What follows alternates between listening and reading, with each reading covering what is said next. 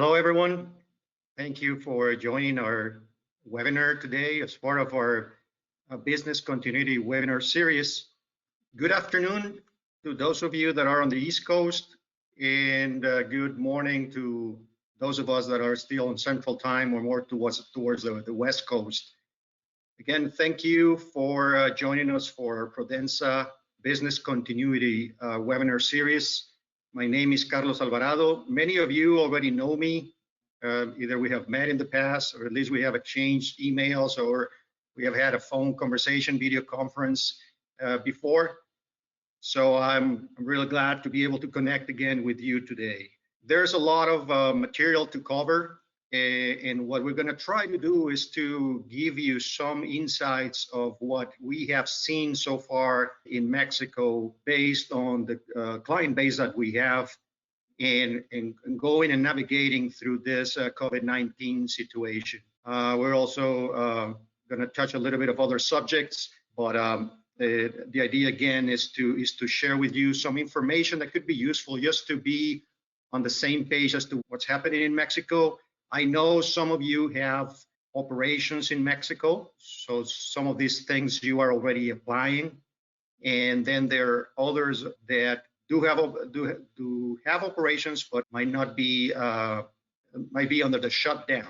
Okay, so we'll try to touch all of those things. These are the topics that were included in the invite. We're going to try to touch most of that.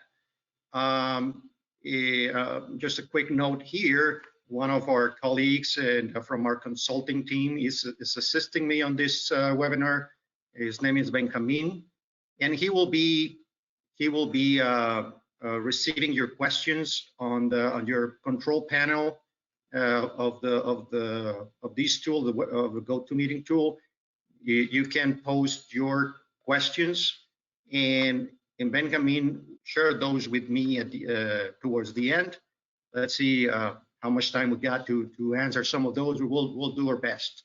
Okay, so these are the subjects to be covered. And let me start with these initial remarks and why we're doing this. This is very important. First of all, it's about the safety of our people. Safety of our people, and that involves everyone. That involves yourself. That involves your family, your friends, your colleagues, and certainly all your associates, workforce, and everybody at the community. So it is certainly about safety. This is not over yet. So again, we need to stress on that. Responsibility with the authorities and our community. Again, at different levels, again, and we'll touch a little bit on that, but there's people at the government level and different organizations trying to guide us through this, and we need to be responsible. We need to try to follow the recommendations. In our community in general, so that's part of our overall responsibility, and also big important one, sustainability of our company and our industry.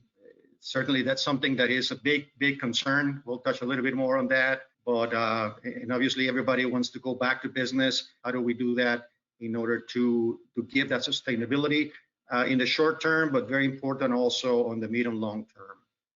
All right, so we'll get going first with the current status. There is this initial graph, and I'm going to go into two other graphs that I want to spend a little bit more time on. This is something that is changing on a daily basis. You know that. So Mexico, this particular graph is in line with the weekly report that we are issuing and sending to you. So that's why it's dated May 5th. Obviously that already changed to today. So today we're closer to 29, almost 30,000 confirmed cases. And obviously the number of deaths unfortunately have also increased. Okay. Very important here on this. I'm sure you're familiar with Mexico. Some things that we want to point out is that it was obvious. I think the same way it was somehow obvious in the U.S. that New York, because of the nature of the city, multicultural aspects of it, it was prone to be hit the hardest. In Mexico, we have some areas that are the same. So Mexico City is being hit very hard. Then Cancun, that some of you know, or everybody knows, a little bit of the same thing. And then we got the West Coast, especially the area of Tijuana, also for other particular reasons. So we knew when we were expecting that to happen, and that's how where the majority of the cases are taking place. There are other places also to keep an eye on, a little bit different. So for instance, we got the state of Sinaloa, in that is heavily related to the agricultural sector.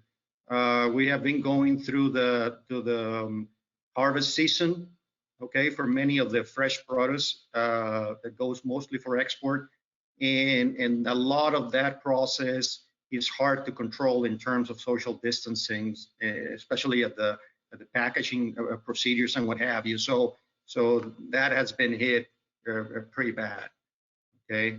Now let's concentrate more on this, because I want to put Mexico in perspective first with the rest of the world, and then we'll go and put it in perspective with the U.S.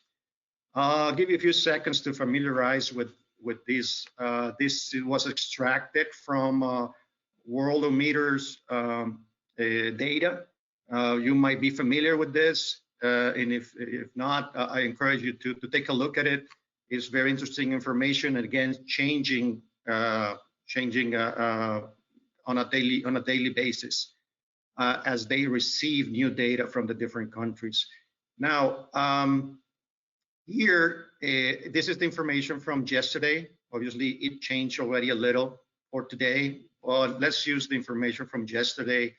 And this is to put Mexico in perspective on how it compares to other countries around the world that have been dealing or have been hit pretty bad by COVID-19. So there is one thing that I want to point out, and one thing that I've been following myself closely is the serious or critical cases, okay, and how, because that's the number that for me is telling us what is the risk, what are the chances of having additional casualties, additional deaths in a particular country. That's one thing. But the other thing that for me is important is to understand, I mean, deaths are going to be coming from that number, and to see how that number has been going down in some areas. So for instance, we do have we have projects from many countries around the world. We have a project that is in the process of getting started from Italy, and obviously Italy has been hit pretty bad. These people are from the area of Milan, which was the area that got hit hardest in Italy. So for me, looking at the number here of serious or critical cases in Italy as it has been going down, it gives me at least some indication and some relief as to where is that country going. Okay, as they say, flattening the curve. But at the end of the day, casualties, that's the most important number. So the numbers are going down. I think in the case of the U.S., the number there is starting to get stable. It was racing pretty sharply, but now it's becoming stable, which is good. Again, but that's an important number to keep an eye on. Now I marked in yellow some of the numbers of what we call outliers, or numbers that stick out, and maybe in some cases numbers that, I'm going to say it like that, maybe don't make sense. So we got, for instance, Russia, where number of deaths is very low. Okay, it's a big country, but if you see total cases, the number is somehow consistent with the rest of the world, but then you got number of deaths pretty low. But then on new cases, and the new cases is on a daily basis, they got a big number. And then again, but that's the part that doesn't make sense. you got a big number in terms of new cases per day, but then you got total deaths very low, and then new deaths very low. Anyway, you know, no way to double check this, but that's it's somehow not consistent. And that takes me to the next point. And again, something to keep an eye on and be aware, again, talking about Mexico, is that even though the number could be somehow consistent in terms of total cases right now, as of today in new cases, then the number that sticks out is the number of total tests and the number of tests per every 1 million people. And those numbers are very low. And that's a point of concern for in different ways. Because again, we got, are the numbers correct overall? Okay. And then as we go back into operation, okay, and the testing is a big part of that in order to keep everything safe. Is the testing that is being done, is it enough? And we don't think it is enough. And you can see the other country that I had there in yellow was Brazil, because there was a consistency, whether these are Latin countries or whatever the case might be. Also, the number of tests is quite low. And as you can see, serious or critical cases for Brazil is higher than everybody else. So we'll see what happens there, certainly to keep an eye on. Now, if we compare Mexico with some of the states, so you might be more familiar with what's going on, again, in some of your states, I put them in order based on the number of total cases, just as the same way it is in the table from Worldometers, and then I put Mexico there. And again, I'm going to those numbers in terms of total testing and testing per every 1 million people, and the numbers very low. Mexico has about 125 to 130 million people. Okay. So take those 125 million compared to whatever population you have in any of these states, and you see that there's a big gap. So let's keep going. I just wanted to give you this information so we can compare Mexico to the rest of the world and then the U.S. Very important question, and you know, everybody's asking, when do we resume operations? Okay. Again, this is some information we got, generally speaking, from the U.S. We're not here to talk about the U.S., more about Mexico, but we just put it as a reference. And as you know, some states already open or reopened activity past weekend. A lot will be reopening activities this weekend, and estimated that at least 44 states will have a partial reopening this weekend. Again, so this is something that is again that is happening, and based on this, we have had a lot of pressure from different instances from the U.S. government to the Mexican government to try to be in line. Obviously, a lot of talks about the automotive industry, and then how the automotive industry, and not only that one, but let's talk about the auto, it would not be able to go back to operation if the whole supply chain is not in sync. Okay, so on that regard, I wanted to show you some of the things that we have seen. This is obviously there was a letter that was shared, you know, by the National Association of Manufacturers from the U.S.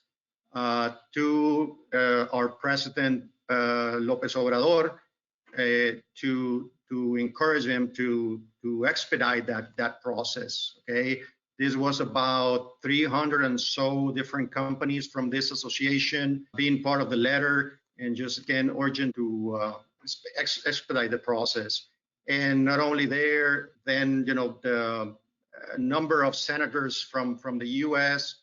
also sending a letter to the Secretary of State, Mike Pompeo, with the same purpose, and trying to again increase the communication and pressure, if you may, to the Mexican government to be in sync with the relaunch of activity. So that's what's been happening. One second here.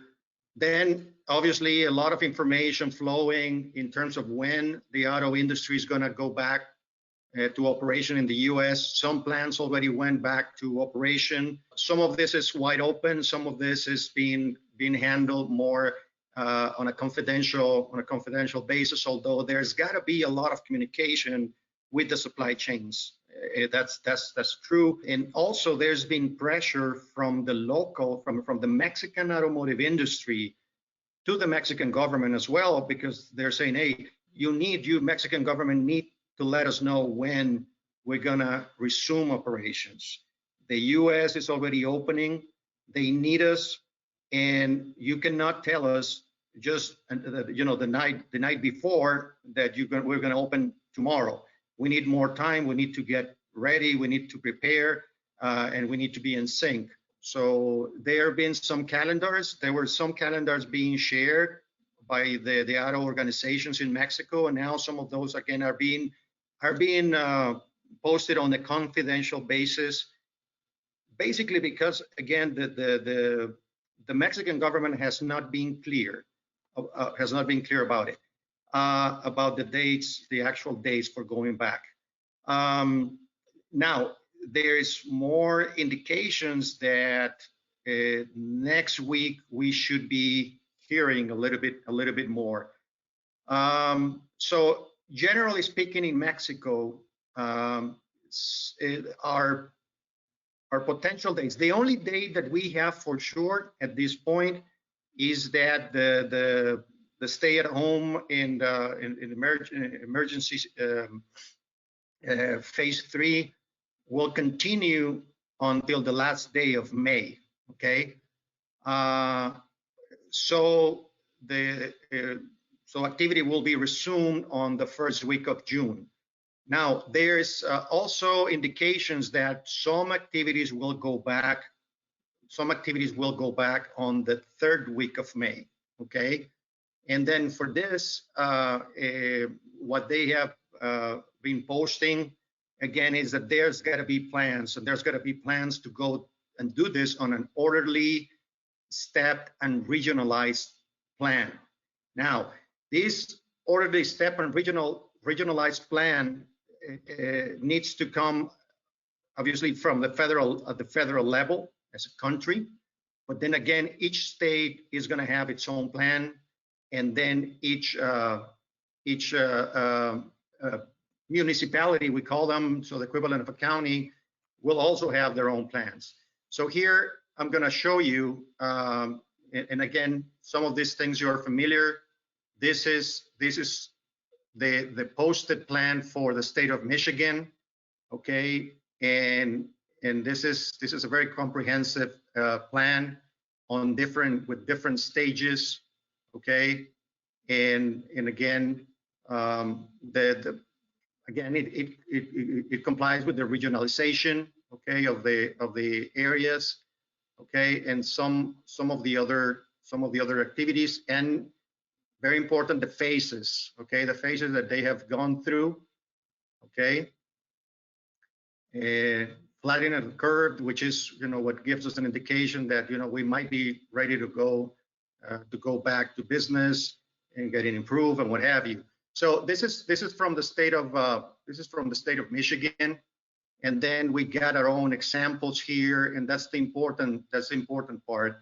This is the one for the municipality of San Pedro within the metro area of Monterrey, which, by the way, had been always a little bit ahead of the curve as a municipality.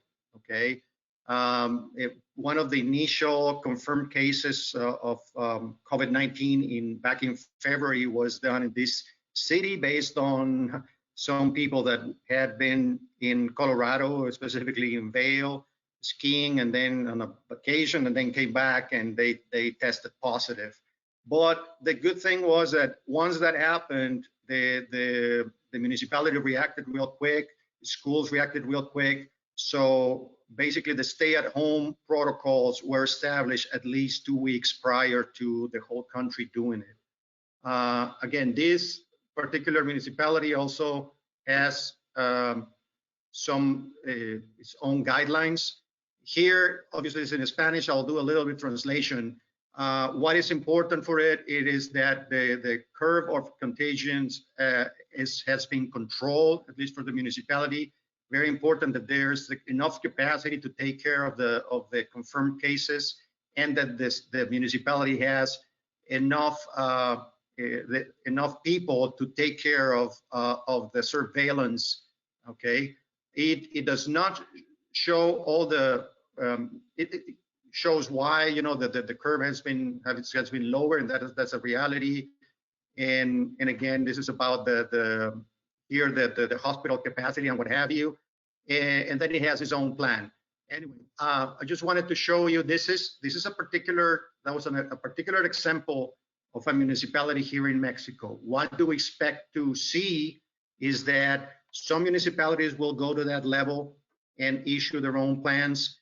Then some of the states will do that. Actually, just to tell you the truth, there's an actual debate at this point between the municipality of San Pedro and the state of Nuevo León as to whether the municipality can act on its own. But I guess we're going to have that all everywhere in Mexico, I think, and obviously you have seen a little bit of that in the U.S. As well. Okay, so it would be very important if you have operations in Mexico. Where is that operation? What are the specific plans for the city? If there are any specific plans for the states, and then we will need to wait for the plans at the federal level. Okay, so very important here. Okay, the big question: safety versus back to business. What do? We care for the safety of our people, but at the same time, we need to go back to business. It is imperative. So what do we need to keep an eye on? Again, and you got all the different questions, and we're going to go through some of the difference there. Okay, so you got the big question: is your company essential or not? Okay. First of all, the level of detail to define, or the criteria to define an essential or non-essential operation in the U.S. is not exactly the same as in Mexico. Okay, you have seen already some cases in the U.S. where some industries altogether had been granted to be essential, and whether they have parts of that are not necessarily essential. Okay, but then in Mexico there was less detail as to who was essential and what's not essential. So we kind of had to stick to that, and then had to do our own interpretation and have the support of the different states and cities in terms of their particular interpretation to that. And then obviously the companies also trying to link that to the protocols for essential in the U.S. Okay, some organizations again in the U.S. like CISA, I think, if I recall correctly, that would issue a general recommendation. Some of the industries here, again, whatever was on controversy, whatever companies did have a doubt, then that the only way was to get final confirmation, not a written confirmation though, was to go through the government inspections. And then on this also there was a lot of differences there, from the inspections being conducted at the state level and the inspections conducted at the federal level. Okay, and how the companies were being prepared for this. Okay, so with that, other questions in terms of, do we have the right contingency protocols? How do we treat personal information of our results is very important. I think that's the same. I think all the way from probably the Facebook fiasco, but in any case, that obviously permeated to all industries in terms of how How do we keep the information of our associates, and especially if they are confirmed cases or casualties? Okay, then more important questions, and I think that's the next questions that need to be properly addressed. Okay, what happens if I have a suspected case or a confirmed case? Okay, or even to the extent of what happens if I have a casualty? How do I deal with that? I have to say, even though here, the city of Monterey, even though we had been very fortunate, and again, the state probably reacted before the whole country and everything, we already started seeing this week some confirmed cases at our clients' operations. We had seen some cases the previous week on the West Coast on our client base, but now we're starting to see it. We started to see it here. So that is the next big question as to, okay, everything else could have been just prep work. Now is real. Now I have a confirmed case. What do I do? How do I take care of that person? How do I take care of the rest of my workforce? Okay. And linked to that, okay, how do I minimize or control the fear among my workforce that might lead to absenteeism? But at the end of the day, I mean, is absenteeism the worst thing? I think at the end of the day is again safety and safety of the people, and then again, obviously, going through this and having some benchmark. So it is a big challenge. Just some key indications here. Okay, so it's certainly do a benchmark to other companies and what other companies are doing. I know for a fact a lot of the people that form part of a supply chain for larger industry, larger OEMs, they have been in a lot of communication, and there's been a lot of information being shared. That is great. That is great, and you should continue. Just continue to do that. But in the benchmark, try to do better than whoever else is doing something. You try to do it better. Stay informed and keep your people informed. This part is very important. The more informed you keep your people, the better. And again, it is about being a good company, being a good leader, but at the same time, taking care of their safety. Identify leadership on the shop floor, okay, and who is going to help you permeate the message about this and the importance about this. Strengthen your relationship with the local communities. This is very important, and I have seen this where companies say, "Well, you know what? I'm just a little fish in the big pond. I'm a small company, like nobody sees me.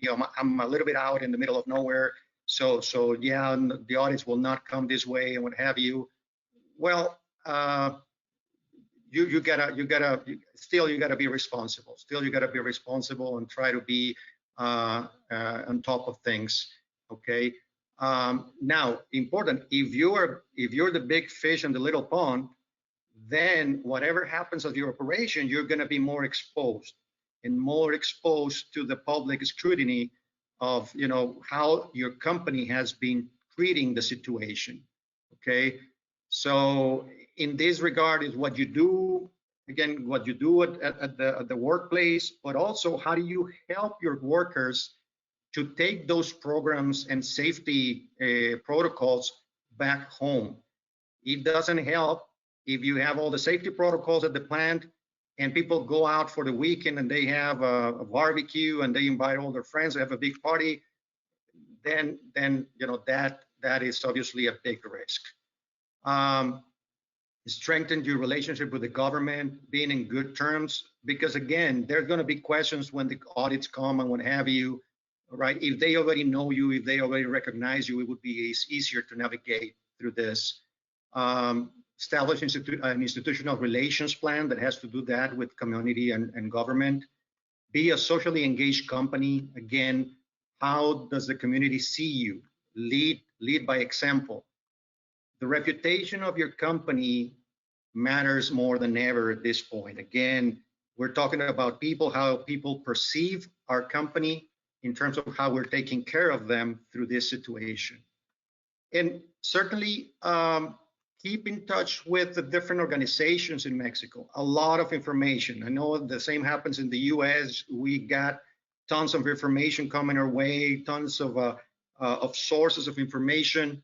So there is a specific associations within Mexico, okay, that can lead you, that can help you screen through the information, and then you can do benchmarks. So certainly I encourage you to do that. Okay, now very important in terms of safety protocols and measures.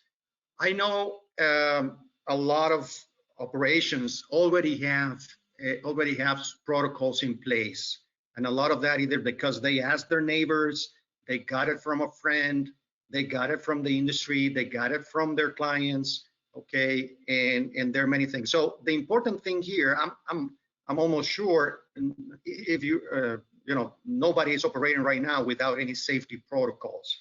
The thing is, how do you find the gaps? How do you find the gaps that are gonna help you to comply with the legal framework? Okay, certainly help you in the planning and implementation, daily supervision and control, and reliable source for suppliers. So I'll touch each one of this. Okay, and again, the important thing here, and I'll keep on repeating that: find the gaps. So what are the key players? Obviously, from the federal government, there was a General Health Council that needed to be put in place for that to declare the emergency situation, okay, of COVID-19, okay, or the emergency contingency, and then the two big players are the Ministry of Health and the Ministry of Labor and Ministry of Health. Some of the information about that had to do with general restrictions about, you know, essential and non-essential operations and what have you, the initial communications, the initial guidelines. But then there were some specific guidelines issued to the companies, especially to the companies that were essential, and the things that they needed to do and that they were supposed to do in order to comply, okay, and be able to operate.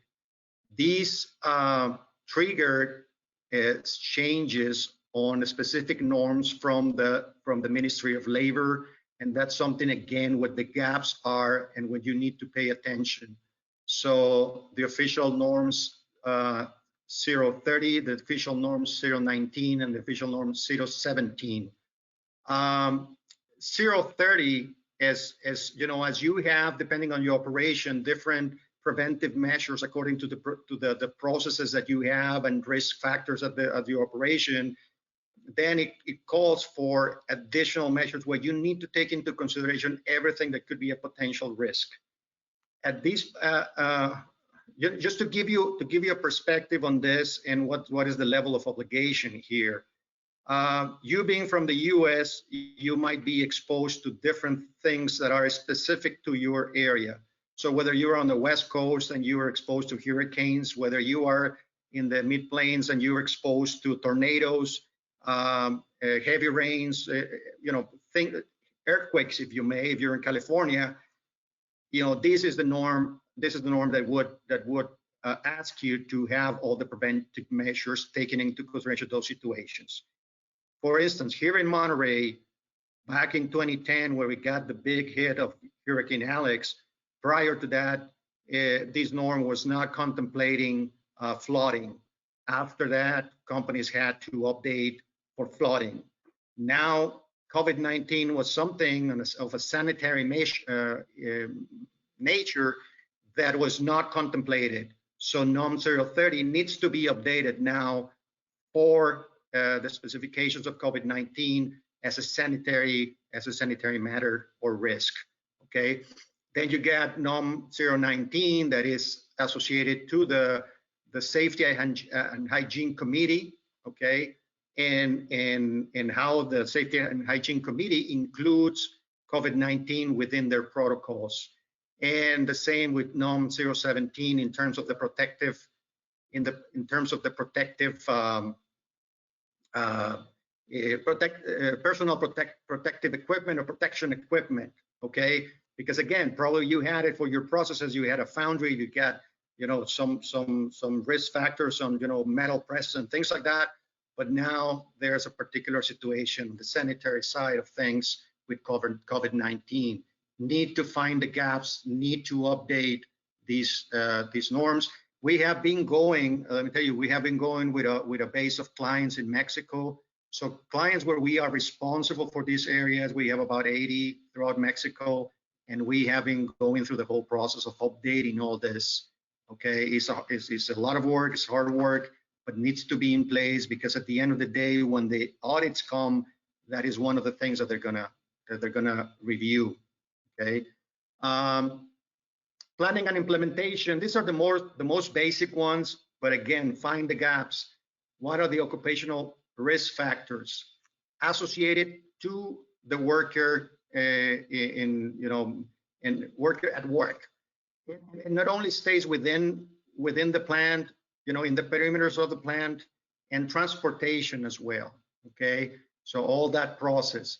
Identify non-occupational risk factors. We already talked about that. We need to know, we need to know more, and we need to have in consideration the whole scenario of where our clients, where our workforce live. How do they, do their daily living in different things where they might be at risk of getting contagious, and then bringing that to the operation.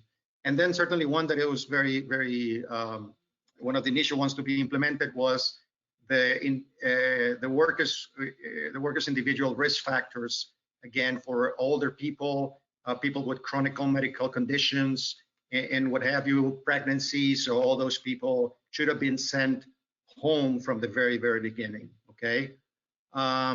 So again, you gotta prepare and implement the basic infection prevention measures. Very important. Again, we're going to the next phase. Probably the companies, a few weeks back, it was all about, hey, let's have all that nicely done and paperwork or checklists and everything. But now it's happening. So, and could continue to happen.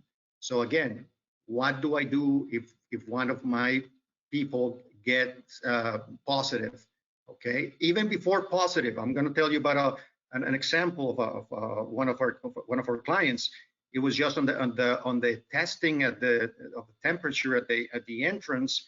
They detected higher temperature. They applied the protocol for the questionnaire of symptoms and such, and it was evident that person needed to go back.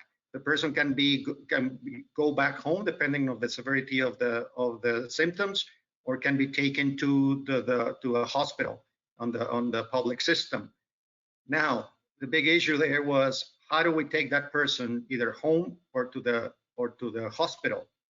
And you should have all that figured out. You should have an ambulance service in place and ready to go. At that particular situation, the ambulance service was under contract, but the ambulance service made excuses not to take that person, okay? Probably because they were not ready to deal with a COVID-19 case. So a fellow worker had to do it, had to risk himself and take him to one of the testing facilities. So again, this was just because maybe it was somehow taken care of in paper, but not to the further extent.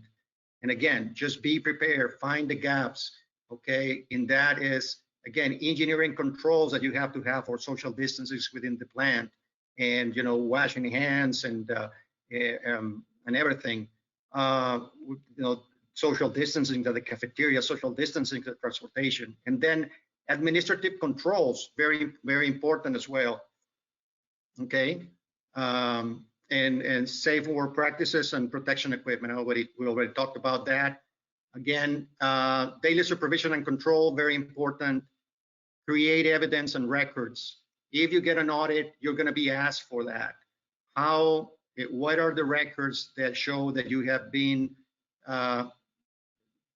checking on temperature of people or anything else that is associated to your contingency plan, okay? And reliable sources of supplies, that's also very important, okay? Don't wait. We don't know what's going to happen. We hope for the best. We hope of everything, but prepare for the worst, okay? Due to time, I'll jump into the bonus of this presentation, which is the initial insights of the USMCA implementation, okay? Now, very important, the same way that on COVID-19 things have been changing on a daily basis, this has been a long process that created a lot of uncertainty. But at the same time, even today, when we got confirmation that it start applying on July 1st, it got us in the middle of COVID-19, and then there's a lot of things that need to be reviewed and implemented for being able to comply with this. Okay, so this is just a few slides. Okay, my offer to you is that we'll continue working on our end to be more precise, more specific, and certainly set up another webinar where we can bring additional information. And obviously, again, you know me, you got my contact, and we got a great team, and we can try to answer specific questions and cases. So generally speaking, about the new USMCA, again, it's completely in line with the reality. I think previous NAFTA certainly did its job in generating a region and generating growth in a region. Within that, now Mexico is the largest trading partner with the U.S. Okay, even above Canada and China.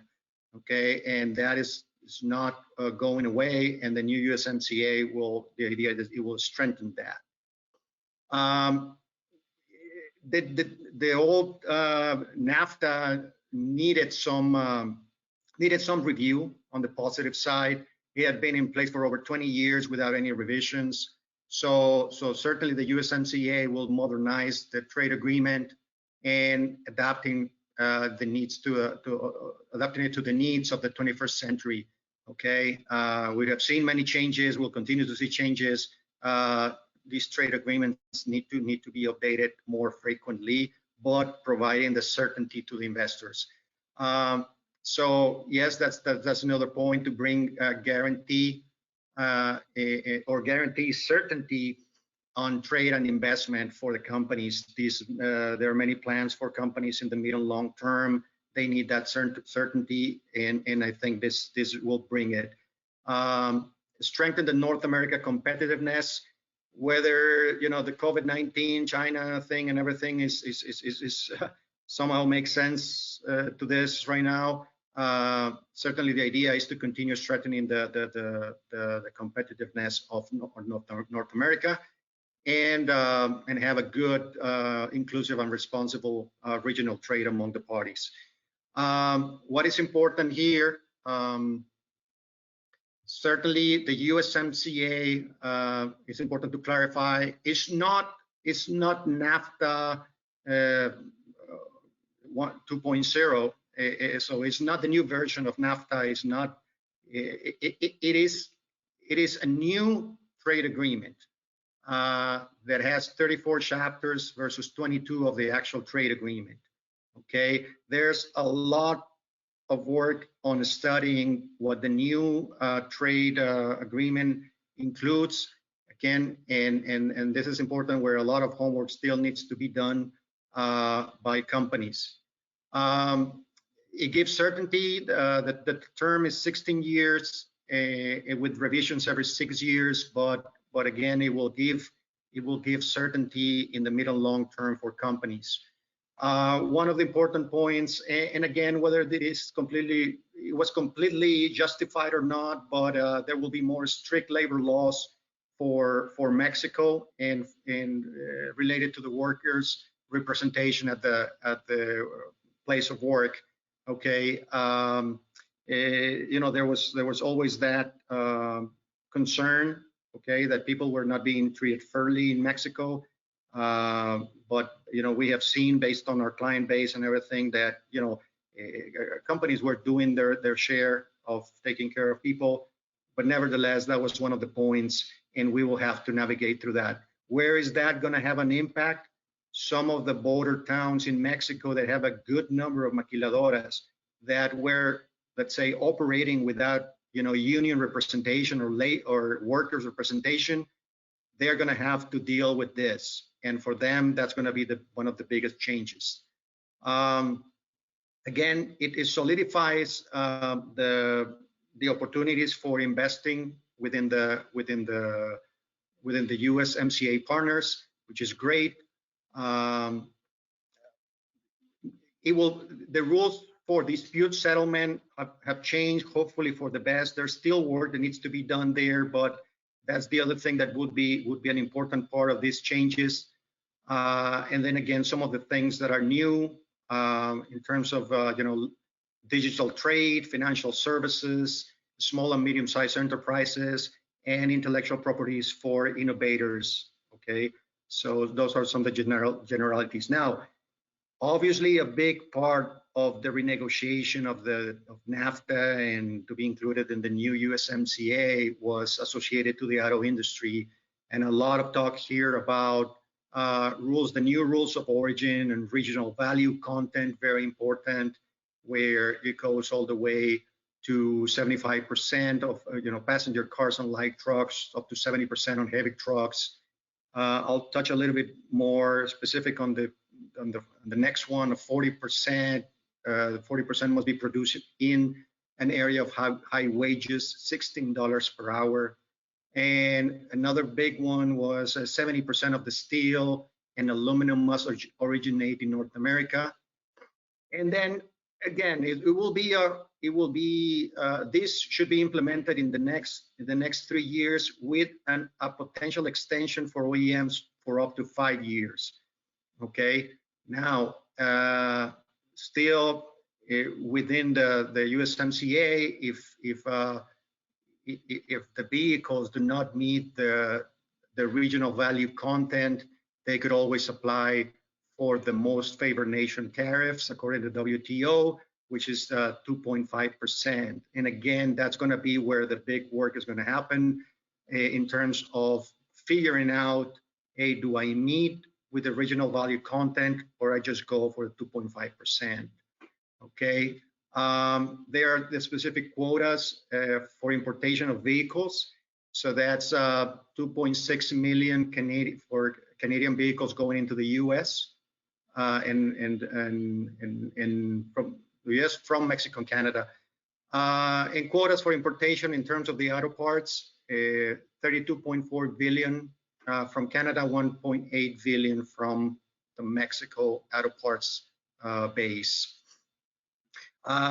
Important just to clarify on the 40% to 45% on labor content.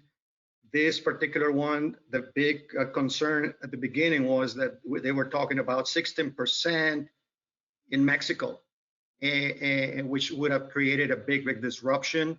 It is not like that. It is a combination of the different money spent on labor through the different components of the vehicle, and even to the extent of technology expenditures and engineering and such.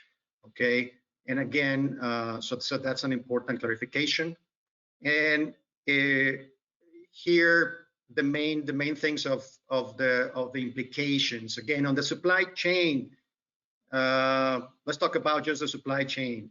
Are you going to have to rearrange your supply chain so they are USMCA compliant? Okay, that's a lot of work that needs to be done. On the human resources side, as I said, it's more about labor rights, labor laws, union rights, and again, whoever was already working on a union environment in Mexico, I think will be already would have more experience on this and will be able to navigate a little better. Whoever does not have union representation, that's going to be more tricky. Okay, and then international trade compliance, the self-certification of certificates of origin, that would be important. Rules of origin, again, a lot of work that needs to be done there, and you to keep an eye on.